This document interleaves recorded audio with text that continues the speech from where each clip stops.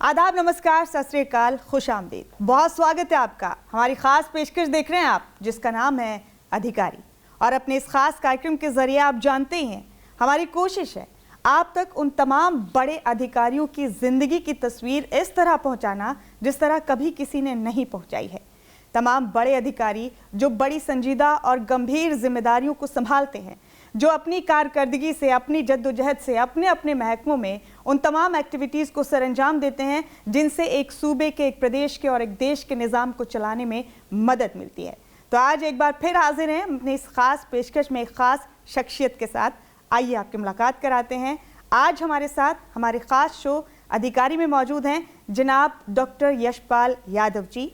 Doctor Yashpal Yadav IAS अधिकारी हैं और फिलहाल हरियाणा अर्बन लोकल बॉडीज़ के डायरेक्टर के तौर पर अपनी जिम्मेदारियों को अंजाम दे रहे हैं।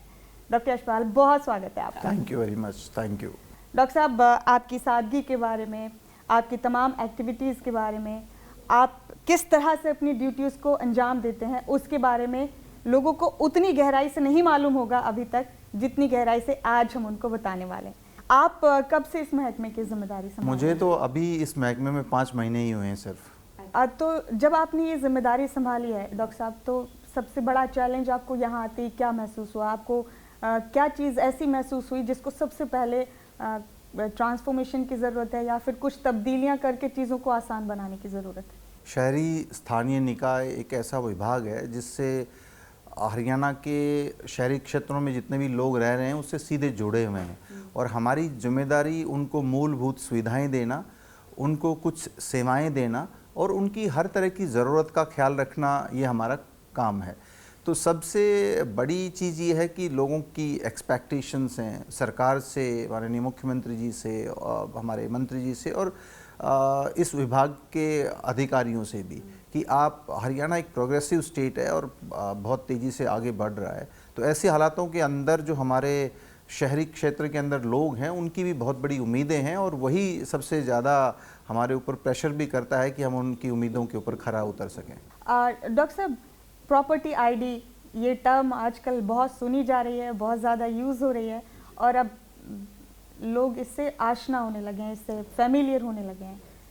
इस टर्म ने, इस नए सिस्टम ने कितनी आसान बनाई है लोगों की ज़िंदगी? प्रॉपर्टी ID पिछले दिनों चर्चा में बहुत ज़्यादा रही और उसका कारण है, हरियाणा बनने के बाद में प्रदेश के स्तर पर इतना बड़ा सर्वे और सर्वेक्षण का कार्य पहली बार सरकार के द्वारा करवाया गया। और इसका अंदाज़ा इस बात से आप लगा सकते हैं कि इस प्रदेश के अंदर इससे पहले लगभग 34-35 लाख प्रॉपर्टीज़ थी जो अब बढ़कर 47 लाख पे ये पहुंच गई हैं। तो 12 लाख से ज़्यादा प्रॉपर्टीज़ को इसके तहत कवर किया गया है। तो उसकी सारी डिटेल्स इकट्ठी की गई हैं, उस प्रॉपर्टी की लोकेशन जियो टैग की उसको किया गया, उसकी लोकेशन ली गई है और उसकी फ़ोटो वगैरह लेकर उसका जितना एरिया है, किस तरह का काम उसमें हो रहा है, ये सब डिटेल्स दी गई हैं। अल्टीमेटली लोगों को इससे सुविधा ये होगी, जैसे आज भी शहरी क्षेत्रों के अंदर जो लालडोरा है पुराने गाँव के, उसके अंदर लोगों को आज भी ओनरशिप राइट्स नहीं है। जब ये प्रॉपर्टी ID उनकी फाइनल एक ओनरशिप ID के तौर पर भी काम की जाएगी तो अपनी प्रॉपर्टी को बेचने में, अपनी प्रॉपर्टी को रेंट आउट करने में, लीज आउट करने में उन लोगों को सुविधा रहेगी। गाँव के अंदर इस तरह का कार्य किया जा चुका है लालडोरा के अंदर, बट शहरों का भी बचा हुआ है और इसके माध्यम से काम भी हो पाएगा।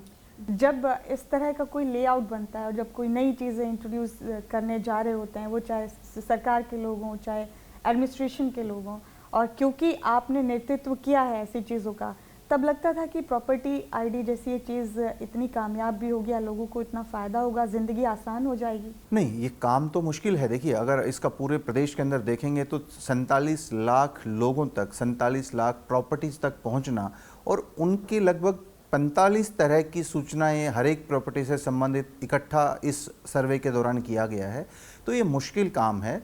और जब ये सारा डाटा हमारे पास इकट्ठा हो गया तो उस डाटा को हमने लोगों के साथ में शेयर करना शुरू कर दिया और उनसे ये अपेक्षा हम करते हैं कि इससे संबंधित जो भी डाटा है, अगर वो ठीक है तो आप उसको सर्टिफाई कर दें, और अगर वो ठीक नहीं है तो हमें आप बता दीजिए ताकि उसको हम ठीक कर दें।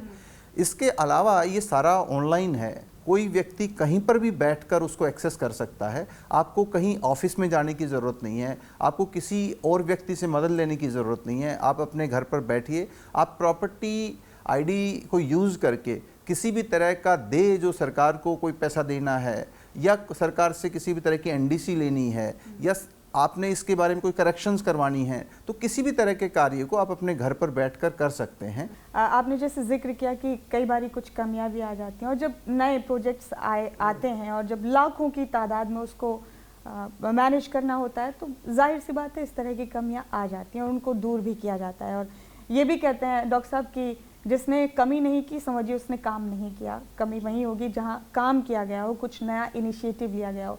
कई बारी मुख्यमंत्री जी को भी थोड़ी मुश्किलें आ जाती हैं जनसंवाद के दौरान जब इस तरह की कंप्लेंट्स मिलती हैं।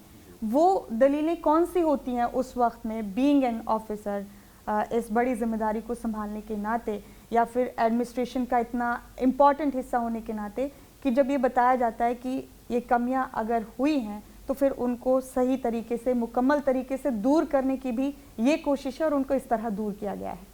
तो अब बहुत सारी इनिशियल जब डेज थे, बहुत सारे लोगों को इस बात का अंदाज़ा ही नहीं था कि वो घर बैठ के भी कर सकते हैं। जैसे एक जगह पर जब बैठक हुई तो वहाँ के एक पार्षद ने पूछा कि ये बात तो हमें पता ही नहीं थी कि हम घर बैठ के भी इस तरह से इसको करवा सकते हैं और हमें कहीं जाने की ज़रूरत नहीं है।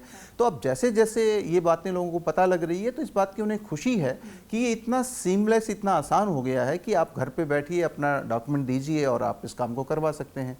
इसके अलावा अगर किसी को दिक्कत आती है रजिस्ट्रेशन करवाते वक्त भी, तो इसके अंदर उनके पास ऑप्शन है कि वो अपने सिर्फ एरियर को वहाँ पे डिक्लेयर कर सकते हैं और डिक्लेरेशन के बाद में उनकी रजिस्ट्री हो सकती है। और अगर गलत उन्होंने डिक्लेरेशन किया है तो कभी भी उनसे एरियर वसूला जा सकता है। तो जितनी भी प्रॉब्लम्स आई, उन सब प्रॉब्लम्स को नोट डाउन करके लोग आए, उनसे फीडबैक लेकर, और धीरे धीरे करके स्टाफ के माध्यम से सभी व्यक्तियों को बताया गया कि इस तरह से आप इन चीज़ों को ठीक से हैंडल कर सकते हैं, तो चीज़ें बेहतर हुई हैं। डॉक्टर यशपाल यादव, आपने डिप्टी कमिश्नर फरीदाबाद के तौर पर भी जिम्मेदारियां संभाली हैं। वो तजुर्बा और ये तजुर्बा, दोनों में क्या फ़र्क है, और दोनों ही जिम्मेदारियों को निभाते हुए आपने कौन से ऐसे चैलेंजेस थे जिनको एंजॉय भी किया? मैंने एक साथ 2 सवाल आपसे पूछे। देखिए, डीसी फरीदाबाद का जो मेरा मैक्सिमम समय था वो कोविड के दौरान था, और उस वक्त परंपरागत तौर पर डीसी के तौर पर जो हम काम करते हैं वो बहुत कम काम उस दौरान हो रहे थे। नई चुनौतियां थीं और एक अलग तरह की चुनौती थी जिसके बारे में हमें पता नहीं था, जिसके बारे में अंदाज़ा नहीं था कि उसको कैसे लड़ें, उसके लिए क्या इंतज़ाम करें।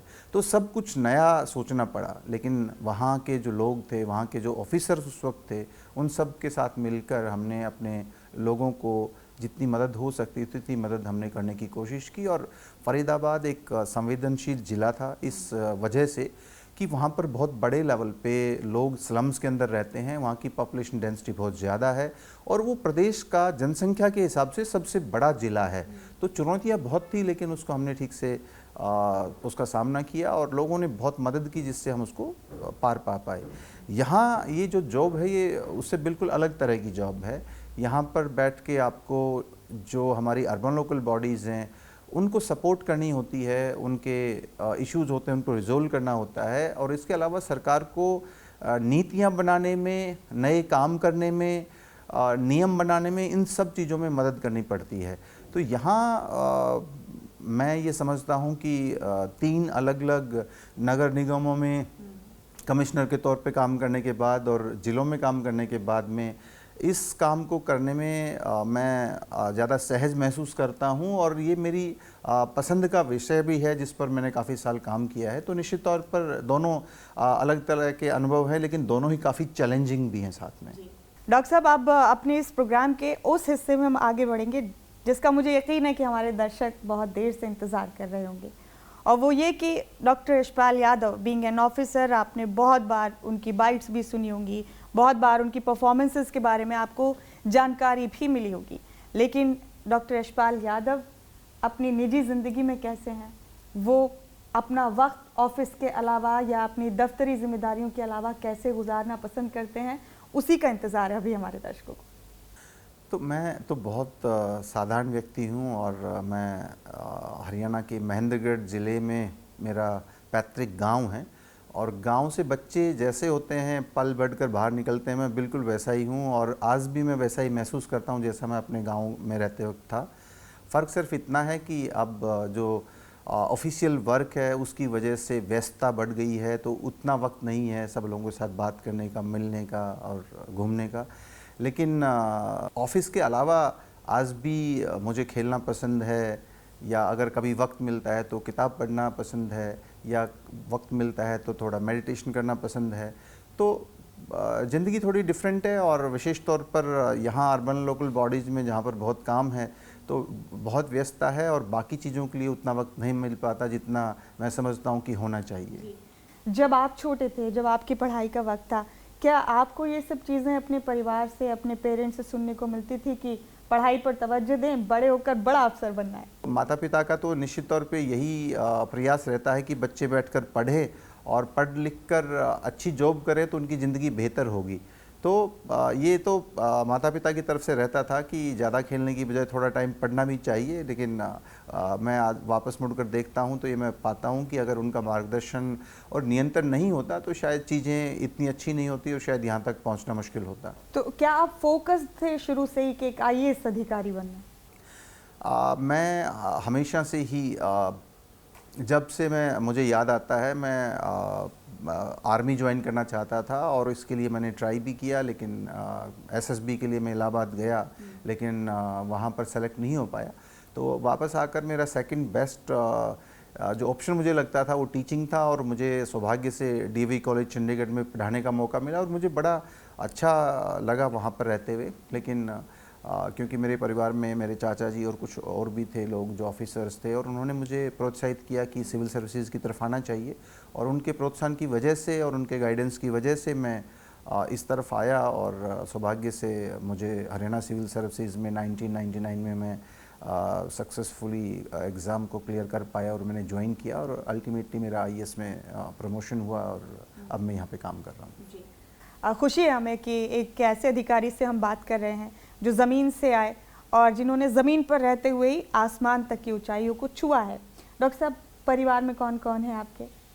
बहुत बड़ा परिवार है और मेरे माता पिता हैं, भाई बहन हैं, एक हमारा जॉइंट फैमिली है। मेरे बुआ जी की तरफ से मेरे चाचा जी हैं, उनके बच्चे हैं, तो हम बहुत सारे भाई बहन हैं जो, और बहुत बड़ा परिवार है और बड़ा खुशी परिवार है। एक दूसरे के साथ रहते हैं, एक दूसरे के सुख दुख में साथ आते, मदद करते हैं और एक दूसरे के साथ में अच्छी अंडरस्टैंडिंग है। तो बहुत बड़ा परिवार है और मुझे बड़ी खुशी है कि मैं उससे जुड़ा हुआ हूँ। डॉक्टर साहब, आपने परिवार का जिक्र किया और कहते हैं कि एक बेहतरीन हमसफ़र आपके खूबसूरत को न सिर्फ बेहतरीन बना देता है बल्कि आपके सफ़र को बेइंतहा खूबसूरत भी बना देता है। क्या हम जान सकते हैं डॉक्टर साहब कि डॉक्टर यशपाल यादव का वो बेहतरीन हमसफ़र कौन है?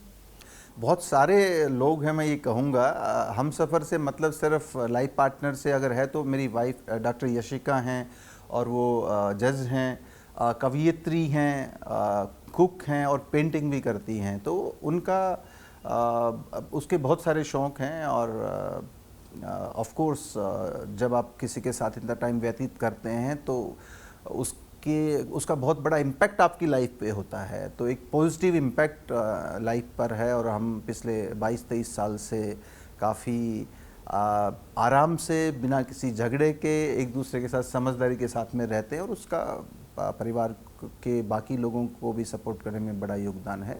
लेकिन मैं ये समझता हूँ कि मैं अगर इस लायक बना हूँ और यहाँ तक पहुँचा हूँ तो मैं अपनी दादी जी को ज़रूर याद करना चाहूँगा, जिन्होंने पूरी ज़िंदगी अपनी लगाकर हम लोगों को यहाँ तक पहुँचाने में अपनी ज़िंदगी को खपा दिया और उनकी त्याग, उनकी तपस्या ही थी कि इतना बड़ा परिवार हो पाया और मैं यहाँ आकर आप लोगों के सामने बोल पा रहा हूँ।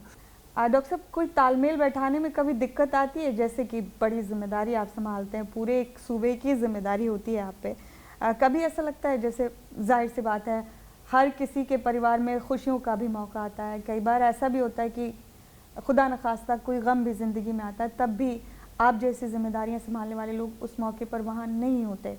क्या ऐसा कभी हुआ?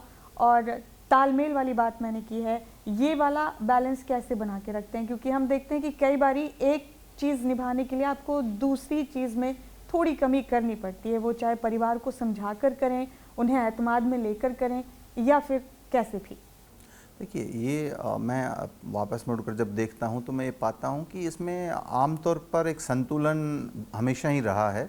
सरकार के अधिकारी भी जब उनके महत्वपूर्ण मौके होते हैं तो हमेशा उनको सरकार इस बात की इजाज़त देती है कि आप छुट्टी पे जाइए, अपने परिवार के साथ में रहिए और महत्वपूर्ण मौक़ों पर उनके साथ रहें। तो मुझे भी जो यादें हैं उसके हिसाब से तो परिवार को भी हमने काफ़ी साथ वक्त दिया है, काफ़ी साथ हम लोग रहे हैं। हाँ, ये ज़रूर है कि बहुत सारे मौके ऐसे होते हैं जब लोग एंजॉय कर रहे होते थे और हम ड्यूटी की वजह से नहीं जा पाते थे, क्योंकि बड़े जब मौके होते हैं तो कानून व्यवस्था की स्थिति को संभालना होता है और विशेष तौर पे त्योहारों पर आपको बहुत ज़्यादा छुट्टियां नहीं मिलती हैं, तो वो आपकी ज़िंदगी का पार्ट हो जाता है। हो सकता है शुरू में आपको कई बार महसूस होता है, लेकिन वक्त के साथ साथ आप अपनी जिम्मेदारी को समझते हैं और इस बात को एक्सेप्ट कर लेते हैं कि देश और समाज को आगे चलाने के लिए कई बार बहुत सारे लोग कुर्बानियाँ देते हैं। हम तो बहुत छोटे काम करते हैं और हम लोग, मैं ये मानता हूँ कि बहुत अच्छे से रह पाते हैं। इस देश के सैनिक हैं, इस देश के अंदर और कितने लोग हैं जो अपनी ज़िंदगी को दांव पर लगाकर वहाँ पर खड़े हैं और जिसकी वजह से हम यहाँ पे सुरक्षित बैठे हुए हैं। तो छोटा हिस्सा अगर कभी आपको देश के लिए कुर्बानी करने का आता है या देश के लिए कोई छोटी चीज़, खुशी को अगर आपको छोड़ने का मौका भी आता है तो आपको छोड़ना चाहिए। डॉक्टर साहब, एक सवाल आता है जब हमारा ये शो टेलीकास्ट होता है, अक्सर लोग पूछा करते हैं कि जो आज बड़े अधिकारियों के तौर पे जिम्मेदारियां संभाल रहे हैं, क्या उन्होंने अपने स्कूल में या कॉलेजेस में कभी क्लासेस बंक की थी?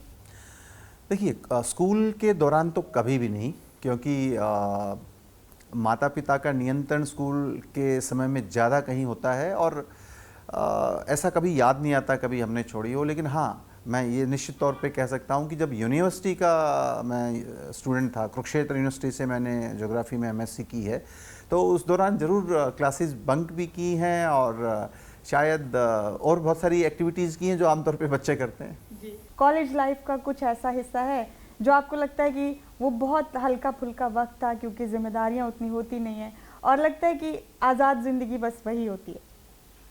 दो चीज़ें मैं बताना चाहूँगा। हम बाद में जब नौकरी में आए तो उस चीज़ को हमने भी फेस किया। मैं संजय कॉलेज अटेली का स्टूडेंट था और किसी वजह से कॉलेज के छात्र बहुत नाराज़ हो गए और उन्होंने हमारे कॉलेज के सामने रोड पर आकर धरना प्रदर्शन करना शुरू कर दिया और हम लोग भी उस वक्त उसका पार्ट थे। और मुझे ये ध्यान है कि उस वक्त एक पुलिस ऑफिसर आए, डीएसपी थे, और उन्होंने आते ही लाठीचार्ज करवाना शुरू किया और हम सब लोग एकदम से डिस्पर्स हो गए, भागे सारे स्टूडेंट्स। तो वो पहला मौका था जिसमें सरकार की ताकत का अंदाज़ा उस वक्त हुआ कि सरकार क्या है।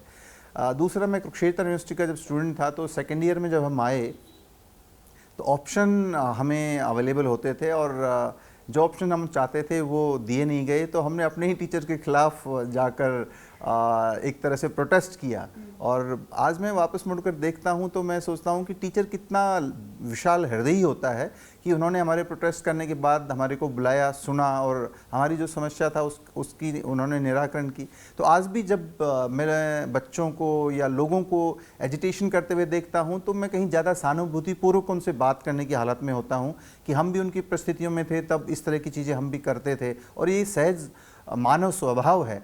तो चीज़ों को बेहतर ढंग से समझने में और उनको बर्दाश्त करने की ताकत आपको उन यादों से, उन अनुभवों से मिलती है, तो ये चीज़ें आपको सिखाती हैं। यानी आपकी बातों से बिल्कुल ये समझ में आ रहा है कि उस वक्त की जो नादानियाँ होती हैं, जो आप कम उम्री में करते हैं या कम समझी में करते हैं, वो तजुर्बों के तौर पे एसेट की तरह भी आपके साथ रह जाती है। ये आपसे बात करके समझ में आया। निश्चित तौर पर प्रत्येक चीज़ आपको सिखाती है, बस आपको उसको याद रखने की ज़रूरत है। कई बार हम जिंदगी में जब आगे बढ़ते हैं तो जो चीज़ें हमने की थी या जो चीज़ें हम ये समझते थे कि ये की जा सकती हैं और इनको लोगों को सहज रूप से लेना चाहिए, उन सब चीज़ों को हमें आज भी कोई अगर व्यक्ति करता है तो उसी तरह से लेना चाहिए और उनके प्रति सहानुभूति रखनी चाहिए। तो शायद ज़िंदगी ज़्यादा बेहतर होगी, आप भी लोगों को स्वीकार्य होंगे और लोग भी आपको सुनना पसंद करेंगे। डॉक्टर साहब, एक जनरल परसेप्शन होता है आम लोगों का कि अधिकारी लोग जो होते हैं ना, बड़े गंभीर होते हैं, बहुत सख्त होते होंगे अंदर से। लेकिन आपसे बात कर रहे हैं और पहले भी हमने अपने शोज़ में कई ऐसे अधिकारियों से मिले हैं जिन्हें लगता है कि ह्यूमन ग्राउंड्स पे डिसीज़न लेना और ह्यूमन ग्राउंड्स पे काम करना वो आपके काम को आसान बनाता है। थोड़ा तवील हो जाता है, थोड़ा लंबा हो जाता है, लेकिन वो आपके काम को आसान बनाता है, क्योंकि उसमें अपनी जिम्मेदारियां निभाने के साथ साथ आप एक इनर सेटिस्फेक्शन भी फील करते हैं, आप मुतमईन भी होते हैं। क्या आप भी ऐसा महसूस करते हैं? ये निश्चित तौर पे कोई भी अधिकारी व्यक्तिगत तौर पे जब आप उससे मिलेंगे तो कोई सख्त मिजाज नहीं है, कोई दूर नहीं रहना चाहता, लेकिन एक मजबूरी ये होती है कि जब आप अपने प्रोफेशनल लाइफ में आपके पास में बहुत काम है तो आप उसमें मशगूल हो जाते हैं और आप ये उम्मीद करते हैं कि कोई भी व्यक्ति आ रहा है तो आप सीधी काम की बात करिए। लेकिन प्राइवेट लाइफ में जब आप अपने दोस्तों के साथ में या परिवार के साथ में या आम आदमी के साथ में भी हैं तो आप बिल्कुल सहज भाव से रहते हैं। मेरे चाचा भी IAS ऑफिसर थे और जब मैं पढ़ रहा था और सीनियर क्लासेस में जब मैं आ गया था तो मैं उनके साथ में जब रहता था तो उनके साथ में उनके साथी आते थे, ऑफिसर्स बैठते थे, बात करते थे और मैं कई बार ये देखता था कि वो हमारी प्रेजेंस को कभी शायद रिकॉग्नाइज नहीं करते थे कि कोई उनके साथ में भी बैठा हुआ है तो आपस में वो बातें करने में इतने मशगूल होते थे। लेकिन बाद में जब हम सर्विस में आए तो हमें ये महसूस हुआ कि काम करते वक्त आदमी फोकस्ड होता है और एक जिस काम में मशगूल है उसको ख़त्म करने की कोशिश करता है। यानी आपको लगता है डॉक्टर साहब कि आपके खुद की जो शख्सियत है, खुद की जो पर्सनालिटी है, वो आपके प्रोफाइल में झलकती है और आप अपने प्रोफाइल में उस तरह से भी आगे बढ़ते हैं जो आपकी शख्सियत आपको करने को कहती है। जो मिजाज, जो नेचर, जो रवैया आपको ऊपर वाले ने दिया है, वो एक बहुत बड़ा हिस्सा होती है आपकी जिम्मेदारियों को पूरा करवाने में। बिल्कुल, आप पूरी तरह से अपने आप को बदल नहीं सकते हैं। आप एक फॉर्मेटिव ईयर्स के अंदर जब आप बढ़ रहे होते हैं तो जो स्वभाव आपको उस वक्त मिला है वो मैं समझता हूँ जीवन पर्यंत आपके साथ में रहता है। लेकिन मजबूरी में, काम के बोझ में आप थोड़े टाइम के लिए कई बार नीरस, उबाऊ भी लगते हैं, लेकिन आप बेसिक ह्यूमन हैं और मैं ये मानता हूँ कि हर व्यक्ति ऐसा कोई भी व्यक्ति नहीं होगा जो किसी को हर्ट करना चाहता होगा या किसी के साथ रूड होना चाहता होगा। सभी व्यक्ति ये चाहते हैं कि लोगों से अच्छे से बात करें और लोगों को एक अच्छा इंप्रेशन दें ताकि लोग भी ये इंप्रेशन लेकर जाएं कि मैं एक अच्छे ह्यूमन बीइंग से मिला। ये हम सभी के अंदर एक तरह की सोच होती है। डॉक्टर यशपाल यादव के साथ उनका ओहदा बिना शुबा एक ताकत है, लेकिन आपकी खुद की एक स्ट्रेंथ जो हम जानना चाहें, आपकी शख्सियत का वो कौन सा हिस्सा है जो आपको सबसे मुख्तलिफ, सबसे ताकतवर बनाता है?